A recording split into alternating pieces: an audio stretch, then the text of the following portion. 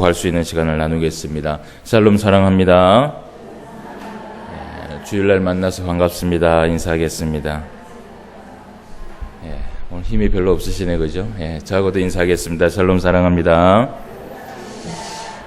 반갑습니다. 이제 휴가철 기간이 돼갖고, 외부로 출타를 했는 성도들이 많이 있습니다. 연락을 또 많이 받고 해서, 조금 부족한 자리가 많이 있지만 또 하나님께서 우리에게 오늘 또 은혜를 베풀어 주실 줄 믿습니다.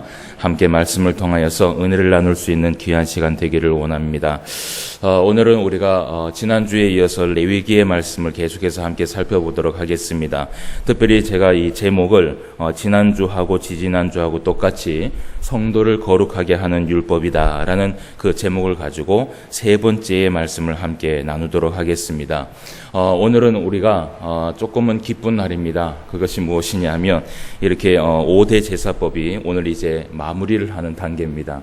그동안 번제부터 시작을 해서 함께 말씀을 우리가 살펴보았는데 때로는 조금은 지루하기도 했고 그리고 또 때로는 우리하고 실생활에 맞지 않는 그러한 말씀이기 때문에 또 이 말씀이 실제적으로 우리의 피부에 와닿지 않는 부분들도 있었지만 어쨌든 우리가 이 5대 제사법을 통하여서 계속해서 살펴볼 수 있었던 것은 무엇이냐 하면 이스라엘 백성들의 구약 성경 가운데에서 드렸던 그 5대 제사법에 규례와 율례를 중요시 여겨서 그것을 살펴본 것이 아니라 그 안에 있는 정신과 그리고 그 안에 있는 하나님의 뜻이 무엇인가 우리가 그 말씀을 좀 살펴보면서 오늘날 우리가 살아가고 있는 이 신앙생활에 한번 적용할 수 있는 그러한 시간을 가져보았습니다. 그래서 이제 오늘은 우리가 이제 마지막 말씀이에요. 속건제에 대한 말씀을 좀 살펴보려고 하는데 어쨌든 이 속건제에 대한 이 말씀도 속죄제에 대한 말씀과 조금 비슷한 말씀이기 때문에 이 속건제에도 금방 좀 이렇게 말씀이 끝나지 않을까라는 그런 생각을 해보게 됩니다. 어쨌든 우리가 오늘 이제 이 시간이 지나고 나면 이제 5대 제사법은 완전히 끝이 나게 됩니다. 한 5주 동안입니까? 한 6주 동안입니까? 그죠? 그동안 우리가 말씀을 나눠봤는데 조금만 한 번 더 우리가 복습을 하는 시간을 좀 가지도록 할게요. 말씀은요 잊어버리지 않기 위하여서 계속해서 상고하고 계속해서 들어야 돼요. 그래서 우리가 이제 번제부터 말씀을 좀 함께 살펴보면 먼저 이제 이 번제를 이스라엘 백성들이 하나님 앞에 드렸을 때는 그 유례와 균례가 있었습니다. 그것이 무엇이냐 하면 이 번제는 하루에 2번 반드시 드려야 하는 필수의 제사였습니다. 그래서 이스라엘 백성들이 구약 성경에서 살아가는 동안에 매일같이 하나님 앞에 번제를 드렸는데 아침에 한 번, 저녁에 한 번 그렇게 번제를 끊임없이 제사장이 하나님 앞에 예배를 드렸다라는 것을 우리가 이제 역사를 통해서 성경을 통해서 좀 볼 수 있습니다. 그런데 이 번제가 주는 하나님의 말씀, 하나님의 그 말씀의 정신은 무엇이냐 하면 결국은 하나님께서는요 무엇보다도 하나님의 백성들과 매일같이 교제를 나누기를 원하고 매일같이 만남을 나누기를 원하고 이런 이 의미가 사실은 번제 가운데 있다라는 것이죠. 여러분 우리가 일주일 가운데에 일주일을 삶을 살면서 물론 우리의 이제 삶은 한 달 주기로 그렇게 살기도 하고 그러나 이제 우리 믿는 사람들은 항상 우리의 삶이 일주일 단위로 삶을 살아가는 것이에요. 왜냐하면 우리가 보통 세상 사람들은 이 날짜를 계산을 할 때 어떻게 계산을 하냐면 월, 화, 수, 목, 금, 토 그다음 뭐예요?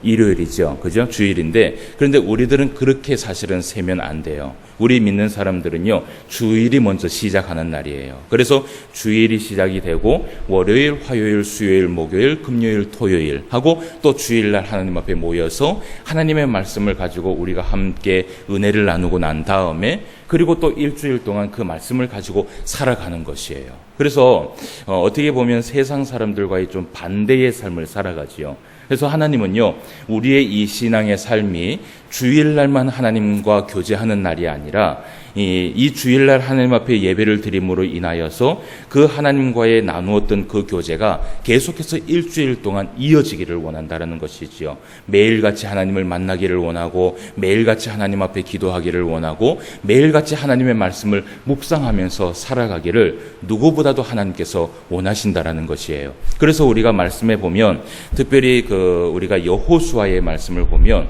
하나님께서 이 여호수아가 모세의 그 다음에 그 후계를 받을 때에 이 여호수아가 굉장히 두려워했어요. 그러니까 이 모세는 이스라엘 백성들을 잘 이끌어 갔는데 나는 이 이스라엘 백성들을 어떻게 이끌어 갈까?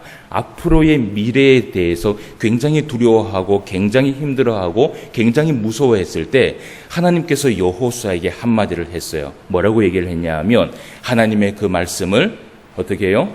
주야로 묵상하는 자가 되라. 그러면 내가 너와 함께 할 것이고 내가 너에게 힘과 능력을 내가 불어줄 것이다 라고 그렇게 말씀을 했다라는 것이죠. 그래서 항상 우리는요 주일날 받는 이 말씀을 가지고 우리가 언제를 살아가요? 일주일을 살아가는 것이에요. 그런데 여러분 한번 생각해 보세요. 주일날 이렇게 우리가 예배를 드리는데 이 말씀을 들은 것을 오늘 말씀을 다 듣고 집에 가면서 어떻게 해요? 다 까먹어 버렸어요. 그러면 이제 일주일 어떻게 살아야 할까요? 일주일 어떻게 살까요? 일주일 못 사는 거예요. 예. 그러니까 우리가 이 주일을 하나님 앞에 보내면서 어떤 마음으로 보내야 되냐면 어떤 목사님이 그렇게 얘기를 해요. 순교하는 마음으로 예배를 드려라. 예. 그러니까 이 말씀이 아니면 내가 일주일을 죽는다 생각하고 그렇게 말씀을 붙들라는 것이에요. 그렇게 하지 않으면 우리의 이 영적인 이 싸움, 그러니까 우리는 항상 사단하고 싸움을 하고 있잖아요. 이 영적인 승리의 삶을 살아갈 수가 없다라는 것이지요. 그래서 보통 이 군인이 전쟁을 나갈 때, 여러분 군인이 전쟁을 나가는데 만약에 총을 안 들고 가면 어떻게 돼요? 모든 것은 다 장비는 다 챙겼는데 막상 딱 전쟁터에 딱 나가 보니까 내 손 안에 뭐가 없어요? 총이 없어요. 그러면 어떻게 되는 거예요? 죽는 거예요. 예, 총 맞아 죽는 거예요. 예, 이거하고 똑같다라는 것이죠. 그래서 주일날 드리는 이 예배를 생명같이 여기고 순교하는 마음으로 예배를 드려라라는 그런 말씀을 제가 한번 들어본 적이 있어요. 그래서 이 번제라는 의미는 그런 의미입니다. 우리가 매일같이 하나님과 함께 하기를 원하는 그러한 이 번제의 의미가 담겨 있고요. 그리고 이제 우리가 두 번째는 소제에 대해서 봤습니다. 이 소제는 특별히 이제 규례와 율례에 대해서는 우리가 본 것이 제사장은 이것이 하루에 2번 드려야 하는 필수의 제사였지만 그러나 이스라엘 백성들은 필수로 하나님 앞에 드려야 하는 제사는 아니었어요. 그러나 그 대신 이 소제의 의미는 무엇이냐 하면 이스라엘 백성들이 범사에 늘 하나님 앞에 감사하고 주신 생명에 감사하고 범사에 감사하고 모든 것에 감사해서 그때그때 하나님 앞에 갖다 드리는 그 곡물 그걸로 가지고 제사장이 하나님 앞에 제사를 드리는 것이에요. 그래서 이 소제의 의미는 어쨌든 거기에 담겨 있는 의미처럼 우리가 범사에 어떻게 해요? 감사하면서 살기를 원한다라는 것이에요. 항상 우리의 입술에 무엇이 고백이 되어지기를 원해요? 하나님은요. 예, 하나님 감사합니다. 주님 고맙습니다. 예, 이런 삶을 살아갈 때에 하나님께서 우리의 삶을 보고 기뻐하신다라는 것이죠. 그래서 이제 소제의 의미를 우리가 좀 봤고, 그리고 이제 화목제입니다. 세 번째 화목제인데 이 화목제는 그 규례와 율례에 대해서 우리가 또 말씀을 살펴보았지만 특별히 이제 이 화목제는 이스라엘 백성들이 감사할 제목이 있거나 기도의 제목이 있을 때 오늘날 우리가 감사 예물을 드리고 그리고 기도의 제목을 가지고 예물을 드리는 것처럼 똑같이 사실은 이런 의미에서 화목 제물을 드렸습니다. 그런데 이제 우리가 이 화목 제물에서 좀 살펴볼 수 있었던 것이 무엇이냐 하면 사실은 우리가 하나님 앞에 기도를 할 때는요 어떤 마음으로 기도를 합니까? 기도를 하나님께서 응답해 주시기를 원해서 기도를 합니까? 안 그러면 하나님 들어주셔도 되고 안 들어주셔도 되고 이런 마음으로 기도를 해요. 들어주시기를 원하는 마음으로 기도를 해요. 그런데 우리가 반대로 생각을 하면요. 하나님은요, 오히려 우리에게 더 많은 것을 주시기를 원한다라는 것이에요. 우리가 이 땅에 살아가면서 건강하게 살기를 원하고 행복하게 살기를 원하고 우리가 생각하는 그것 이상의 것들을 하나님은 더 생각하셔서 항상 우리가 하나님 앞에 이것을 구하지만 하나님은 항상 우리에게 무엇을 줘요?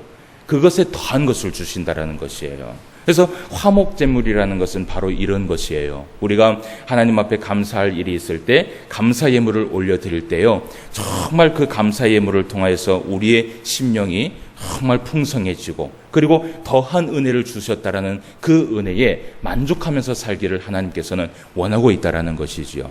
그래서 이제 화목제물을 우리가 살펴봤고, 자, 그리고 이제 우리가 지난주하고 지지난주하고 말씀을 봤을 때 속죄제에 대해서 봤어요.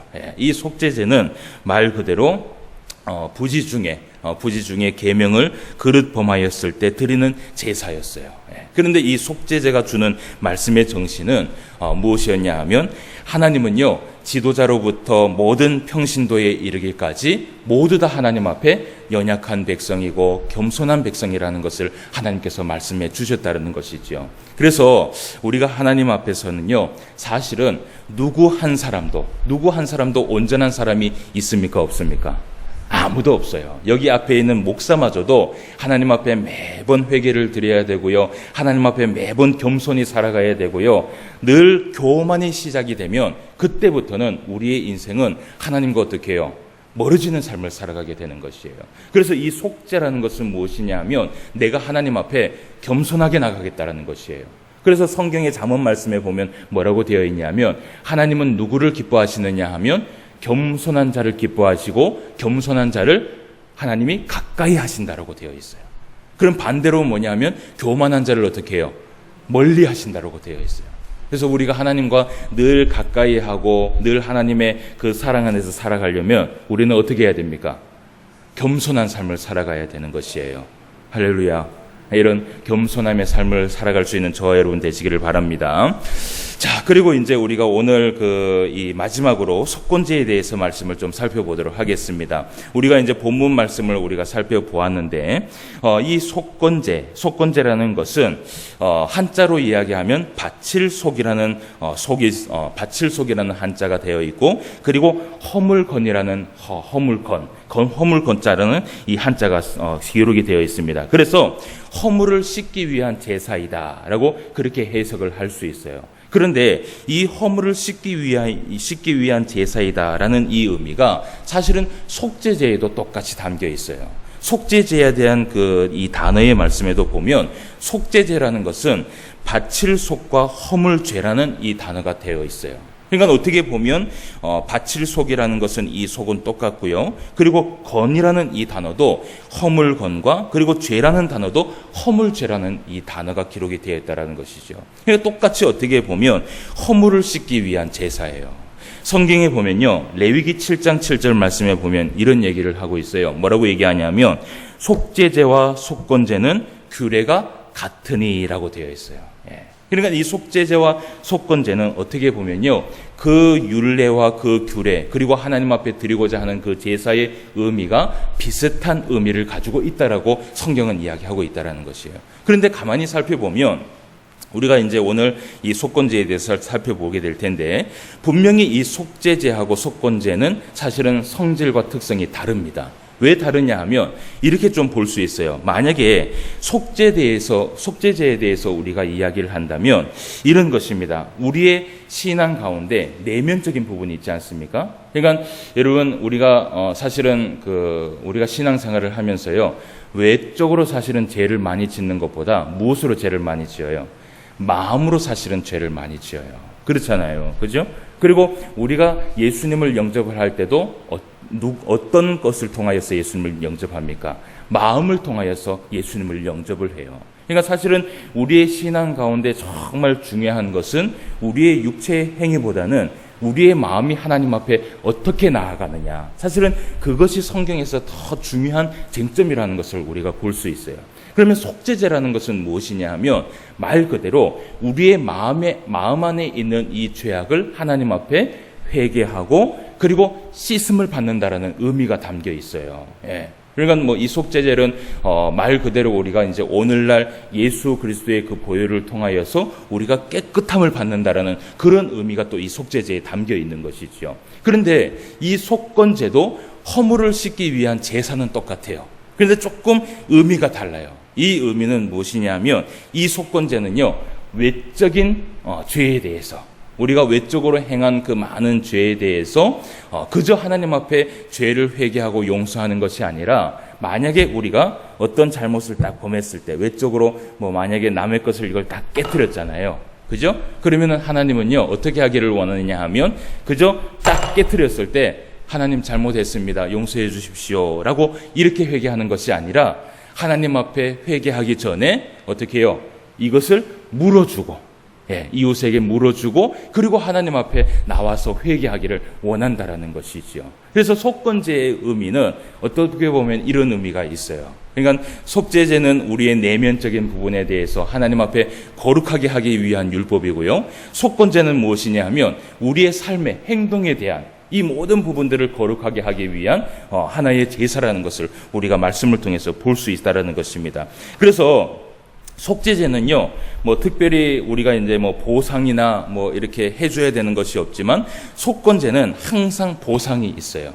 어떤 것에 해를 끼쳤을 때는 항상 하나님께서 뭐라고 얘기를 하냐면, 그 물건의 가치에 5분의 1을 더해서 물어주라는 것이에요. 예를 들어서 이제 오늘 우리가 말씀을 보겠지만, 이 속건제는요, 하나님의 성물에 대한 속건제가 있고요. 그리고 우리가 살아가는 그 인간과 인간 사이에 대한 속건제가 있어요. 예를 들어서 제가 누구의 것을 이렇게 깨뜨렸어요. 전사님의 것을 다 깨뜨렸어요. 근데 전사님이라고 제가 그것을 물어주지 않아도 된다라는 이런 마음을 먹으면 안 된다라는 것이에요. 하나님은요, 그 부분에 있어서 누구든지 그것이 잘못되어지면은 하나님 앞에 죄를 용서하고, 그것의 5분의 1이면 여러분 몇 프로예요? 20%예요. 그러니까 100의 20%예요. 그것을 더해서 사실은 물어주라는 것이에요. 그렇게 이스라엘 백성들은 어쨌든 이 속건제라는 이 율법에 그렇게 맞춰서 살아갔어요. 오늘날도 이런 사실은 우리가 살아가고 있는 그런 법이 있기 때문에 사실은 우리가 살아가고 있는 이 헌법들이요, 사실은요 가만히 살펴보면 성경에 있는 법에서 나온 것들이 굉장히 많이 있어요. 제가 이 제자가 한 명이 있는데, 이 제자가 지금 경북대에서 그 법학과를 지금 강의하는 교수가 한 명이 있어요. 근데 이 제자가 항상 저한테 얘기하는 것이 뭐냐 하면, 법을 연구하면 연구할수록 깨닫는 것이 있대요. 그것이 뭐냐 하면, 성경에서 하나님께서 얘기하는 그 율법들이 사실은 그 모든 것이 우리가 살아가고 있는 법에서 다 성경을 본받아서 나온 것 같다라고 그렇게 얘기를 해요. 그러니까 사실은 오늘날 우리가 이렇게 살아갈 수 있도록 만든 것도 다 하나님의 이 말씀 안에서 나왔다는 것을 우리가 볼 수 있다는 것이에요. 그래서 오늘 우리가 속건제에 대해서 조금 자세히 한번 살펴보도록 하겠습니다. 자, 이스라엘 백성들이 이 속건제를 어떻게 할 때 하나님 앞에 속건제를 드렸는지 좀 말씀을 보도록 하겠습니다. 먼저 15절과 16절 말씀을 한번 우리가 다시 한번 읽어보는 시간을 가지도록 하겠습니다. 자, 누구든지 여호와의 성물에 대하여 부지 중에 범죄하였으면 여호와께 속건제를 드리되, 내가 지정한 가치를 따라 성소의 세겔로 몇 세겔 은에 상당한 흠없는 순양을 양떼 중에서 끌어다가 속건제로 드려서 성물에 대한 잘못을 보상하되, 그것에 5분의 1을 더하여 제사장에 줄 것이요, 제사장은 그 속건제의 순양으로 그를 위하여 속죄한즉 그가 사함을 받으리라. 아멘. 이 속건제의 첫 번째는 무엇이냐 하면, 오늘 15절 말씀에 보니까 누구든지 무엇의 성물이라 그래요? 여호와의 성물에 대하여라고 얘기를 해요. 그러니까 사실은 이 속건제는 사람과 사람 사이에 있는 물건만 얘기할 것이 아니라, 오늘 말씀에 보면 하나님의 성물에 대해서도 이야기를 한다는 것이에요. 하나님의 것에 흠집을 내거나 하나님의 것에 손해를 입히게 돼도 우리가 어떻게 해야 되냐 하면, 어떻게 해요? 5분의 1을 더해서 하나님 앞에 갚아줘야 된다는 것이에요. 참 하나님 계산을 참 바르게 하신다, 그죠? 자, 그런데 오늘 우리가 이 말씀을 조금 생각해 볼 필요가 있어요. 한번 우리가 생각해 봅시다. 여러분, 여호와의 성물이다라고 얘기하면은 주로 뭘 얘기할 수 있을까요? 여호와의 성물. 이것이 무엇일까요? 구약 성경에서 얘기하고 있는 이 여호와의 성물은 과연 무엇일까요? 한번 생각해 봅시다. 보통 우리가 오늘날 성물이라고 얘기를 하면 교회 안에 그죠? 뭐 교회 안에 하나님 앞에 바쳐진 이런 뭐 물건들이나 이런 것을 가지고 우리가 성 안에 있는 물건이라 그래서 성물이라고 얘기를 해요. 그렇죠?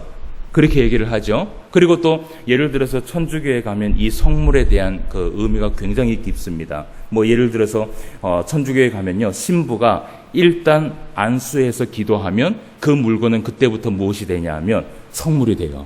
예. 그래서 여러분 그 이 천주교에서 하는 저거 뭐예요? 이렇게 돌리는 거, 묵주. 이 묵주를 이 성도들이 가서 삽니다. 그거를 이제 거기 가서 사갖고 사면은 그때부터 성물이 되는 것이 아니라 그것을 구입을 하고 난 다음에 신부한테 갑니다. 그러면 신부가 그 성물에 대해서 그것에 대해서 기도를 해요.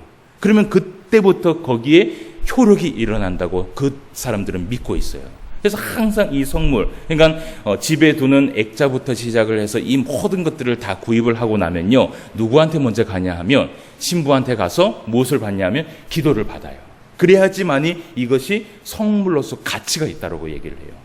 그런데 예를 들어서 오늘날 만약에 이 말씀이라면 뭐 우리가 이제 교회의 물건이에요. 예를 들어서 뭐 이것을 제가 이렇게 하다가 넘어뜨렸어요. 그러면은 말씀대로라면 어떻게 해요? 이것을 제가 하나님 앞에 어떻게 해요? 물어줘야 돼요. 5분의 1을 더해서 값어치를 따져갖고 이게 만약에 20만 원이다. 그러면은 얼마를 물어줘야 돼요? 계산을 빨리 하세요. 24만 원. 그죠? 24만 원을 해서 제가 물어줘야 돼요. 그런데 사실은 구약 성경에서 이야기하고 있는 이 성물은 교회에서의 그 성전 안에 있는 성전의 물건을 이야기하고 있는 것이 아니에요. 여러분 한번 생각해 보세요. 구약 성경에 살고 있는 이 이스라엘 백성들은요, 성전에 들어갈 수 있었어요, 없었어요? 성전 자체를 들어갈 수가 없었어요. 성전에 들어가서 제사를 드릴 수 있는 사람은 누구밖에 없었냐 하면 제사장밖에 없었어요. 그러면 성전 안에 있는 그 성물을 만약에 넘어뜨리거나 훼손을 하거나 부러뜨리거나 그렇게 하는 사람은 이스라엘 백성들이 아니라 누구예요? 제사장이 될 수 있어요. 그러니까 여기에서 보면은 이 성물은 하나님의 그 성전 안에 있는 성물은 아니에요. 그러면 여기에서 얘기하고 있는 여호와의 성물이란 무엇일까? 우리가 그것을 살펴봐야 돼요. 여호와의 성물이라는 것은 오늘 이것이 히브리어로 코데시라고 얘기를 해요. 코데시라는 것이 무엇이냐면 구별하다 그리고 바치다라는 의미가 있어요. 이것이 어디에서 파생된 단어냐 하면 카다시, 히브리어로 카다시라는 단어에서 파생된 단어예요. 그런데 이 카다시라는 이 단어는 무엇을 의미하느냐 하면 하나님께 바쳐진 봉헌된 예물을 이야기하고 있어요.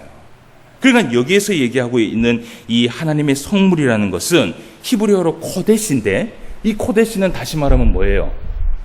성전 안에 있는 물건을 얘기하고 있는 것이 아니라 하나님 앞에 바쳐진 예물을 이야기하고 있는 것이에요. 우리가 보통 하나님 앞에 드려지는 11조나 우리가 보통 하나님 앞에 드려지는 하나님 앞에 바쳐지는 그러한 이 절기의 모든 것들, 이 모든 것들이 사실은 여기에서 얘기하고 있는 하나님의 성물이라는 것이에요. 그래서 하나님께서 이스라엘 백성들에게 뭐라고 얘기를 하냐면 오늘 16절 말씀에 보니까 성물에 대한 잘못을 보상하되 그것의 5분의 1을 더하여 제사장에 주라는 것이에요.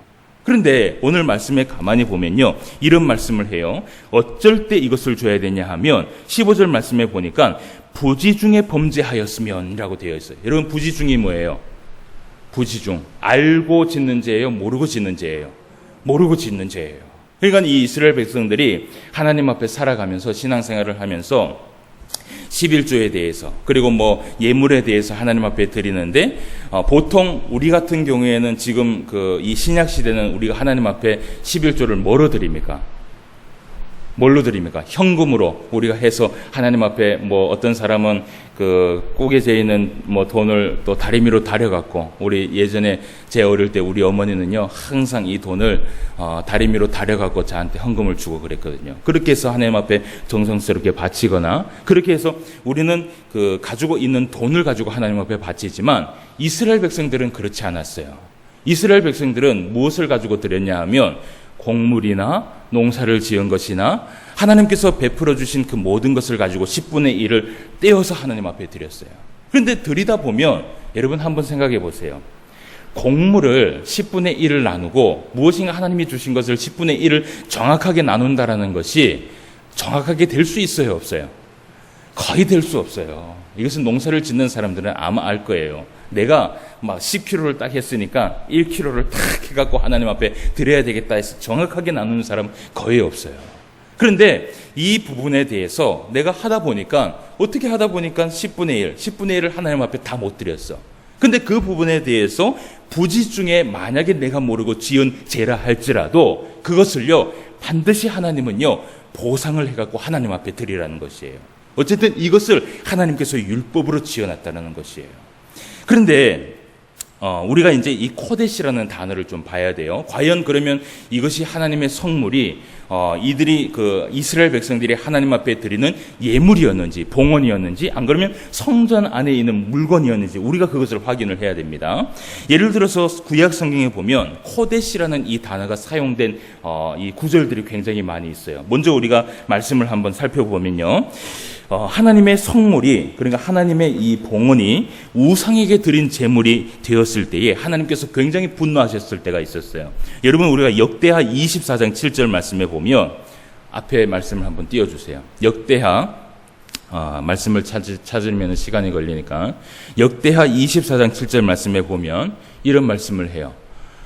예, 이는 그 악한 여인, 다 같이 한번 읽어봅시다. 시작. 이는 그 악한 여인 아달레의 아들들이 하나님의 전을 파괴하고 또 여호와의 전의 모든 성물들을 바알들을 위하여 사용하였습니다라 라고 얘기를 해요. 여기에서 이야기하고 있는 여호와의 전의 모든 성물들, 이것이 무엇이냐 하면 바로 코데시예요. 그러니까 하나님은요 한 번씩 구약 성경 가운데에서 이스라엘 백성들에게 뭐라고 얘기를 했냐 하면 나에게 바쳐질 그 제물이 왜 우상들에게 바쳐져야 되냐라는 것이에요. 그러니까 이것은 성물 안에 그러니까 성전 안에 있는 물건을 얘기하고 있는 것이 아니라 하나님 앞에 드려지는 예물과 하나님 앞에 드려지는 그 봉헌이 돼야 되는데 이것을 누구에게 바쳐져요? 우상에게 바쳐지는 것이에요. 이것에 대해서 하나님께서 굉장히 분노하시는 것을 우리가 볼 수 있어요. 특별히 오늘 이 말씀에 보면 악한 여인 누가 나와요? 아달라라는 이 여인이 나옵니다. 이 아달라라는 여인이 대단한 여인이에요.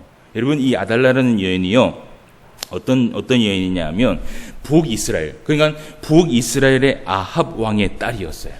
그래서 아합 왕의 딸이자 그리고 그 아합 왕의 부인이었던 이세벨의 딸이었어요. 근데 이 성경 가운데에서요, 그 세 손가락에 꼽힐 수 있는 가장 악한 자들이 두 명이 있는데 그게 누구냐 하면 바로 이세벨과 아달라예요. 이 여인들이 했던 그 죄악들을 살펴보면요, 정말 감당할 수가 없어요. 하나님도 손을 다 들었어요. 그러니까 결론적으로 얘기하면 이렇게 얘기할게요. 북이스라엘에 있었던 이 아달라가 그 이세벨의 딸이 남유다에 시집을 오게 돼요. 남유다에 시집을 오게 되는데 결론적으로 얘기를 하면 북이스라엘의 우상을 번지게 했던 주된 요인이 누구냐 하면 이세벨이라면 남유다에 우방신들을 퍼뜨렸던 주된 요인이 인물이 누구냐 하면 바로 아달라예요. 하나님께서 이 두 여인을요 감당하지 못할 만큼 정말 분노를 하셨어요. 나중에 이 두 여인이 죽는 것을 보면 정말 비참하게 죽음을 당하게 돼요. 자, 그리고 우리가 또 말씀을 한번 봅시다. 자, 이 그 하나님께서 이 성물에 대한 말씀을 하셨을 때에 이 코데시라는 이 단어가 어디에 사용됐는지 한번 말씀을 봅시다. 레위기 27장 30절 말씀에 보면 이런 말씀을 해요. 말씀을 띄워주세요. 레위기 27장 30절 말씀에 보면 그 땅의 10분의 1 곧 그 땅의 곡식이나 나무의 열매는 그 10분의 1은 여호와의 것이니 라고 얘기하면서 뭐라고 얘기해요? 여호와의 성물이다라고 얘기를 해요. 이것이 바로 코데시라고 사용이 됐어요. 예. 자, 그러니까 뭐 이 코데시라는 것이 무엇인지는 아시겠죠. 그리고 레위기 27장 32절 말씀을 또 한번 봅시다. 다 같이 한번 읽어봅시다. 시작. 모든 소나 양의 11조는 목자의 지팡이 아래로 통과하는 것의 10번째 것마다 여호와의 성물이 되리라. 예. 이것이 바로 무엇이냐면 코데시예요. 예. 자, 그리고 또 예레미야 2장 3절 말씀을 또 다 같이 한번 읽어볼게요. 자, 이스라엘은 시작. 이스라엘은 여호와를 위한 성물 곧 그의 소산 중 첫 열매이니 그를 삼키는 자면 모두 벌을 받아 재앙이 그들에게 닥치리라. 여호와의 말씀이니라. 여기에서도 코데시가 사용이 됐어요. 자, 그리고 에스겔 20장 40절 말씀을 또 한번 봅시다. 주 여호와의 말씀이니라. 시작. 주 여호와의 말씀이니라. 이스라엘 온 족속이 그 땅에 있어서 내 거룩한 산 곧 이스라엘의 높은 산에서 다 나를 섬기리니 거기에서 내가 그들을 기쁘게 받을지라. 거기에서 너희 예물과 너희가 드리는 첫 열매와 너희 모든 성물을 요구하리라. 아멘. 예. 여기에서도 무슨 단어가 사용됐냐면 코데시가 사용이 됐어요. 그러니까 사실은 이 코데시 여호와의 성물이라는 것은 우리가 말씀을 보았던 것처럼 성전 안에 있는 물건을 이야기하고 있는 것이 아니라 무엇이에요? 하나님 앞에 바쳐진 예물과 봉헌을 이야기하고 있는 것이에요. 그래서 여러분 레위기에서 말하고 있는 이 속건제의 이 성물은요, 첫 번째는 부지 중에 하나님의 것을 드리지 못하였을 때 5분의 1을 더하여서 속건제를 하나님 앞에 드리라고 이스라엘 백성들에게 말을 했다라는 것이에요. 자, 그리고 두 번째 말씀을 또 한번 봅시다. 언제 또 이 속건제를 드렸는지 말씀을 좀 봅시다. 오늘 본문 말씀 17절, 18절 말씀을 또 다 같이 한번 읽어봅시다. 시작. 만일 누구든지 여호와의 계명 중 하나를 부지 중에 범하여도 허물이라 벌을 당할 것이니 그는 내가 지정한 가치대로 양떼 중 흠없는 순양을 속건 제물로 제사장에게로 가져갈 것이요 제사장은 그가 부지 중에 범죄한 허물을 위하여 속죄한즉 그가 사함을 받으리라. 이는 속건제니 그가 여호와 앞에 참으로 잘못을 저질렀음이니라. 아멘. 17절 말씀에 보니까 이런 얘기를 해요. 만일 누구든지 무엇을 여호와의 계명 중 하나를 부지 중에 범하여도 그것도 허물이라는 것이죠. 근데 이 여호와의 계명 중 하나를 부지 중에 범하였다라고 이야기하는 이것을 뒷받침하고 있는 말씀이 뭐냐 하면 6장 1절 이후에 1절에서 7절까지의 말씀에 나오게 돼요. 이것이 이제 우리가 말씀을 좀 볼 필요가 있어요. 자, 이 이스라엘 백성들이 무엇을 잘못을 했을 때 속건제를 드렸는지 한번 봅시다. 자, 6장 1절부터 말씀을 한번 봅시다. 제가 천천히 한번 읽어드릴게요.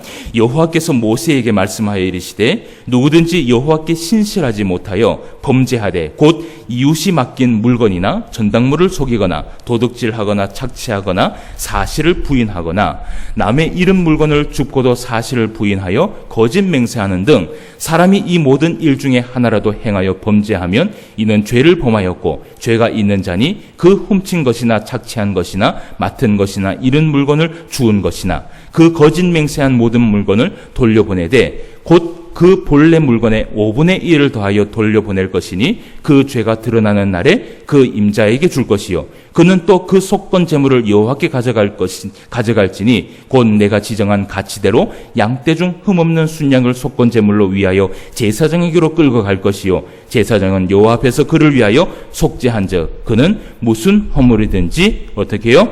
사함을 받으리라. 아멘. 이것이 바로 속건제예요. 예. 그러니까 처음에는 하나님의 것을 드리지 않았을 때 또 하나님 앞에 드리는 제사에 대해서 속건제고요. 두 번째는 무엇이냐 하면 이웃에게 손해를 입혔을 때, 제가 이제 처음에 얘기했던 것처럼 손해를 입혔을 때 이 속건 제물을 통하여서 하나님 앞에 거룩하게 된 것이죠. 근데 오늘 이 말씀에 보면 주로 이 이스라엘 백성들이 어떤 잘못을 했을 때 속건제를 드리냐 하면 굉장히 중한 죄가 있어요. 오늘 말씀에 보니까요, 남의 물건을 맡았다가 돌려주지 않는 것을 이야기하고, 그리고 그 사실을 부인하는 것들, 그리고 전당 잡은 일을 한 자, 강도질을 하거나 강제적으로 착취를 하는 자, 이런 자들에게 속건제물을 하나님 앞에 드리라고 이야기를 했어요. 그런데 속건제물을 드릴 때 역시 어떻게 하냐고 얘기를 하냐면 먼저 무엇을 해야 돼요? 5분의 1을 손해당한 사람한테 어떻게 해요? 물려줘야 돼요. 5분의 1을. 그러니까 120%예요. 120%를 물려주고 그리고 하나님 앞에 속건제를 드려야 되는 것이에요.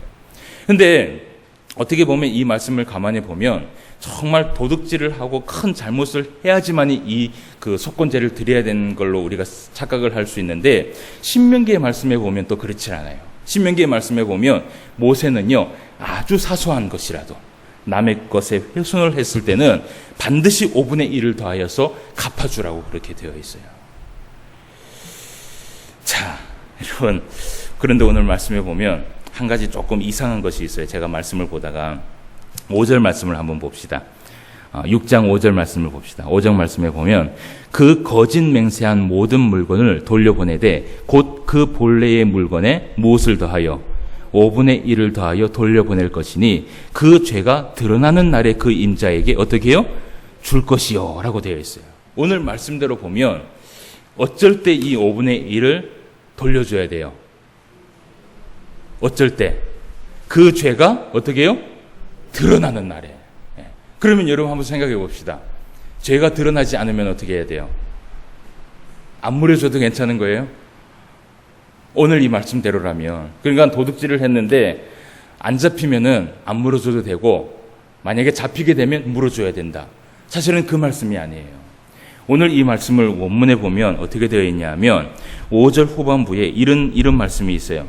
그 죄가 드러나는 날에 그 임자에게 줄 것이요 라는 이 단어가요. 죄가 드러나지 아니하면 주지 않아도 된다라는 말이 아니라 원문에 보면 정확한 해석은 이렇습니다. 그 죄가 드러나는 날이 있을 것이다 라고 되어 있어요. 그러니까 사실은 우리가 사람은 속여도요, 누구는 못 속여요? 하나님은 못 속인다라는 것이에요. 반드시 우리가 잘못된 그 부분이 있으면요, 하나님께서 어떻게 해요? 그것을 하나님께서 들춰내신다라는 것이에요. 그렇게 우리가 두려운 마음을 가지고 하나님 앞에 살아가야 된다라는 것이에요. 그래서 이 속건제에 대해서 우리가 말씀을 좀 봤어요. 여러분, 우리가 이 5대 제사법에 대해서 이스라엘 백성들이 어쩔 때 하나님 앞에 제사를 드리고 그리고 그 제사에 대한 정신에 대해서 우리가 말씀을 함께 살펴봤는데, 그런데 오늘날 우리가 이 속건제에 대해서 우리가 좀 적용할 수 있는 말씀이 무엇인가 한번 생각해 보기를 원해요. 여러분, 이 말씀대로라면 우리가 성물을 깨트린 것, 그리고 또 이웃에 대한 것들을 또 손해를 했을 때 120%를 정확하게 계산을 해서 그러면 물어줘야 되나? 사실은 이 말씀이 이야기하고 있는 이 의미는 그 의미가 아니에요. 여러분, 오늘 이 말씀을 통해서 우리가 두 가지를 생각해 보기를 원해요. 첫 번째는 뭐냐 하면, 하나님은요, 이스라엘 백성들의 모든 전 인격적인 삶이 하나님 앞에 바쳐지기를 원한다라는 것이에요. 전 인격적인 삶, 모든 이 인격적인 우리의 삶이 하나님 앞에 바쳐지기를 원한다라는 것이에요. 오늘 말씀에 보면 우리가 가만히 생각해 보면 이럴 수 있어요. 하나님의 것이라고 말하는 첫 열매와 우리의 11조를 바치지 않은 것에 대해서 하나님께서 뭐라고 얘기를 하냐면, 그것에 5분의 1을 더해서 나한테 바치라 라고 얘기를 하잖아요.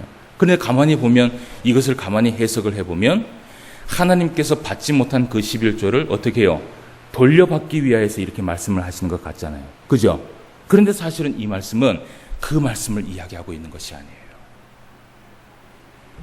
여러분, 한번 생각해 봅시다. 과연 11조만 하나님의 것입니까? 한번 얘기해 보세요. 11조만 하나님의 것입니까? 우리가 받은 그 모든 것은 다 누구의 것이에요? 하나님의 것이에요. 모든 것이 하나님의 것이에요. 사실은요, 우리가 11조를 드리면서 하나님 앞에 예물을 드릴 때는 우리의 신앙 고백이 어떤 고백이냐 하면, 하나님 10분의 10 모든 것을 주신 것에 감사합니다. 이 10분의 1을 하나님 앞에 드리는 것은 내가 가진 그 모든 것이 하나님의 것인 줄 믿고 내가 드리는 것입니다 라고 얘기를 하면서 하나님 앞에 드리는 것이에요. 그러니까 하나님은요, 10분의 1을 받지만 무엇을 받는 거예요? 10분의 10 모든 것을 다 받는 것이에요. 하나님께서는요, 단지 우리의 그 10의 1조를 하나님께서 원하시는 것이 아니라 우리의 삶의 모든 것들을 다 원하신다는 것이에요. 여러분, 한번 생각해 봅시다. 일주일 가운데 하루를 우리가 띄어서 이렇게 주일날 하나님 앞에 예배를 드려요. 그러면 이 주의 날만 주님의 날이고, 그러면 월, 화, 수, 목, 금, 토, 일은 우리의 날입니까? 그러면 주일날에는 주의 날이고 월, 화, 수, 목, 금, 토, 일은 누구의 날이에요? 이건 역시 누구의 날이에요? 하나님의 날이에요. 하나님은요, 하나님의 것 그 10분의 1, 하나님의 것 주의 날만 하나님 앞에 바치는 것이 아니라 우리의 생의 모든 것들이 다 하나님 앞에 바쳐지기를 원하고, 모든 것들이 신앙 고백이 되어서 하나님의 소유가 되기를 원한다는 것이에요. 우리가 출애굽기 19장 5절 6절 말씀에 보면 이런 말씀을 해요. 세계가 다 내게 속하였나니 너희가 내 말을 잘 듣고 내 언약을 지키면 너희는 모든 민족 중에서 내 소유가 되겠다라고 얘기를 해요. 우리는 하나님의 소유가 된다라는 것이에요.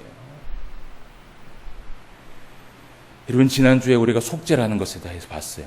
여러분, 속죄라는 것이 오늘날로 따지면은 이렇게 얘기할 수 있어요. 나의 연약함과 그리고 나의 모든 부족한 것을 하나님 앞에 인정하고 내가 하나님 앞에 겸손히 나가겠습니다 라는 그러한 의미가 속죄제예요.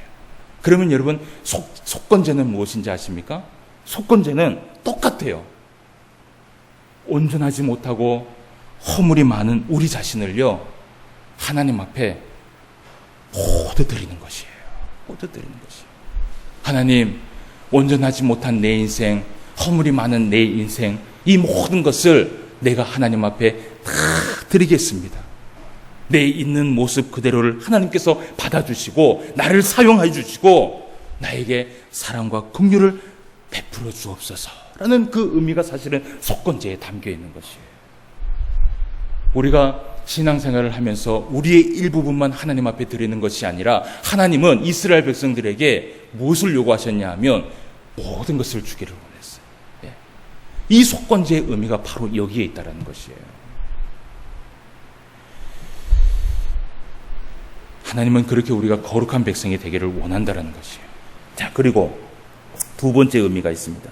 두 번째 의미는 뭐냐 하면 우리가 하나님 앞에 거룩한 백성이 되었다면 여러분, 이것을 생각해야 돼요. 내가 하나님 앞에 거룩한 백성이라면 내 옆에 있는 사람도 어떤 사람이에요? 거룩한 백성이에요. 내가 하나님 앞에 정말 거룩한 백성이고, 내가 하나님 앞에 사랑받는 백성이고, 내가 하나님 앞에 은혜 받은 백성이고, 내가 하나님의 소유된 백성이고, 내가 하나님 앞에 소중한 사람이라면 여러분, 내 옆에 있는 사람도 어떤 사람이에요? 하나님 앞에 거룩한 백성이고, 은혜를 받은 백성이고, 소중한 사람이고, 모두 다 똑같은 사람이에요. 나도 허물이 있고 내 옆 사람도 허물이 있어요. 근데 모두 다 똑같이 용납해 주셨고 모두 다 똑같이 하나님께서 어떻게 해요? 받아주셨어요. 그런데 하나님께서 이 속건제를 통하여서 이야기하고자 하는 것은 무엇이냐 하면 똑같은 그러한 처지에서 하나님 앞에 용납함을 받고 하나님 앞에 바쳐진 우리가 서로 간에 상처를 주면서 사랑하지 못하고 살아가는 그 모습을 하나님께서 원치 않는다는 것이에요. 여러분, 이 속건제에 대해서 오늘 우리가 말씀을 함께 봤습니다. 우리가 하나님 앞에 거룩한 백성이 되기 위하여서 우리가 이제 번제부터 속건제까지 우리가 살펴봤는데 이 속건제, 속죄제가 우리가 겸손히 하나님 앞에 나아가는 것을 이야기한다면 이 속건제는 하나님, 내가 부족합니다. 내가 연약합니다. 내가 하나님 앞에 정말 허물이 있는 사람입니다. 나를 받아주옵소서라는 그러한 의미고요. 그리고는 또 내 옆에 있는 사람도 하나님 사랑할 수 있는 믿음을 허락하여 주옵소서라는 그러한 말씀의 의미가 여기에 담겨 있다는 것입니다. 이번 한 주간도 여러분 살아가시면서 하나님이 주신 그 은혜와 사랑을 나누어주며 살아갈 수 있는 저와 여러분 되시기를 바랍니다.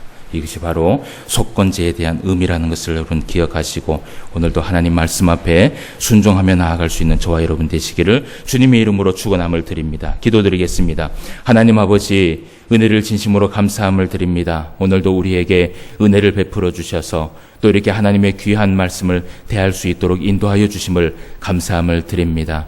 특별히 또 이렇게 번제부터 속건제까지 5가지의 제사법을 우리가 함께 살펴보면서 그 안에 있는 하나님의 주시는 그 말씀의 정신과 하나님의 우리에게 바라고 있는 그 뜻을 함께 살펴보았습니다. 오늘은 속건제에 대한 말씀을 함께 살펴보았습니다. 우리가 허물이 많고 부족함에도 불구하고 우리를 사랑하여 주시고 우리를 용납하여 주시고 우리를 받아주심에 진심으로 감사함을 드립니다. 우리가 이 세상을 살아가면서 모든 것을 하나님 앞에 드릴 수 있는 주의 성도가 될 수 있도록 인도하여 주시옵시고 무엇보다도 우리의 함께 살아가고 있는 우리 모든 이웃들과 그리고 함께 신앙생활하고 있는 모든 성도들에게도 하나님과 같이 대할 수 있는 우리의 모든 심령에 사랑과 은혜가 풍성해질 수 있는 우리가 될 수 있도록 인도하여 주시옵소서. 오늘도 말씀으로 함께하여 주시고 역사하여 주심을 감사함을 드리며 모든 말씀 예수님의 이름으로 기도드리옵나이다. 아멘.